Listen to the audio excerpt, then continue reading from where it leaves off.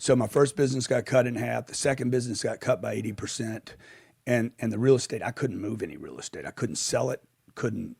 I mean, I was still renting. It actually got me through 2010 because the rent kept coming in because the other two stopped completely. How did the real estate stuff do in 2000? It was really 2009, really, right? That's when it started. Well, 2008 Nine, the day we Neiman was 2009. Nine, it was cataclysmic fear. 2010, I remember people getting fucking. Now they're starting to clean up the mess.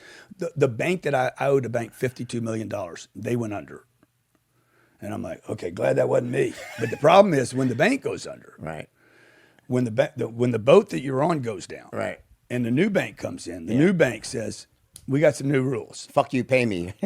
I want to make sure they're successful. Right? You want to set them money, give them the best chance of success. So my point is that when I have someone on a phone, when I train them, is that if my belief is that people have a tendency, I think you agree with this, that in the absence of intervention, they'll talk too long to someone who's not going to buy it. You agree with that? Yes. So then my point is that, so I try to instill procedures to stop them, to know when do you know, like, because some people, they're just not natural salespeople. Okay, well, I was a natural salesperson. I was, and I ran to many over the years. They were naturals, right? Yeah. Many aren't. How many have you run into? Countless Can't people. Count them. Countless natural salespeople. What do you think about that? One of the best software designers for the business market out there in the world. I love this company because what they do is they design things that are user-friendly. So as a business owner, this is for business owners, people that manage money, numbers people, right? If you don't know your numbers, if you're not on top of your numbers as a business owner or as a COO, they're crushing you. You have to know your numbers, have access to them, and you have to have them delivered to you in a way that's easy to follow. So anyway, we created Cardone Capital. We've raised $223 million.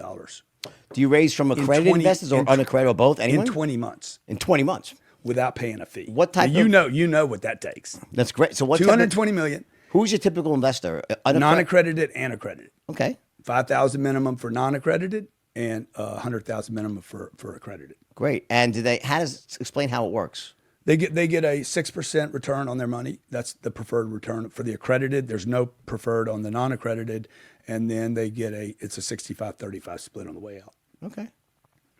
10-year hold with discretion. Could be longer than 10 years. In fact, it might be we never sell.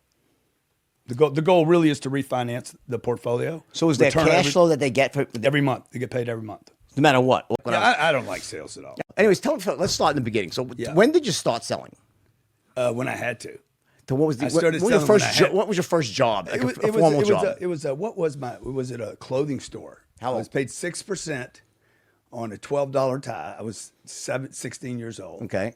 So I'd make whatever that is, 6% of $12. I mean, okay, $7.20. No, 72 cents. Yeah, 72 cents. Yeah. Yeah, I hated that job. And how'd you do it? Were you good at it though? No, I was terrible. You weren't good at it. I was terrible. And it was awful. The only time I was good at sales was when there was urgency on my part. Like I had to sell it. Like I sold furniture. I was terrible. I got fired. I sold clothes. I was fired from that job. And there was one other job. Yeah, so and there are things they need to say, but at the end of the day, if he's talking to 10 people a day and another guy's talking to 200 people a day, the guy that talks to 200 is going to win the game. And if there's one skill you want to learn is how to move through 200 without it causing you. It's like the ball players. You see these guys playing ball. They don't get upset because they lose a game. Like it doesn't bother them. They're in it for the long run. They're and this is what the sales guy or sales manager doesn't know. You got to get people ready for the long game. Okay. So you stay away from best area of Texas, Florida, Arizona. Look, Utah could be great, but I'm not there. So I need a scale. I need some scale to be in a great place. So like I could talk about real estate forever, dude. Like I could tell it's your passion for sure. Because you see because it's real. I'm just a real guy. Like if I can touch it and feel it, I've always wanted to be rich, and so I've been willing to work hard to be rich, but you can't really stay rich just working hard. I think you would agree with that. Just working your ass off. You're just going to die. And so the real estate. I don't look at it work. I assume that when you work with real estate, you don't think you're working. You just love it, right? No, I think I'm working. All weekend I sweat it out. I enjoy it. I really enjoy it. I know, but I sweated out a $2 million deal, $2 million this weekend. Right, but did you enjoy it? I didn't enjoy it while I was in it. No. I would rather not sweat it. I would have rather they just lay down on Thursday night and said, okay, we'll do the relax deal. With the family? No, what I'm saying, no, not who I know. It's who knows me. For the young salesperson just getting started. Or old. There's some old salespeople out there. You got any old people watching your show? I got a few, you know. Okay. I tell you what, though, I actually skew kind of on the young side, but I have all ages, of course, right?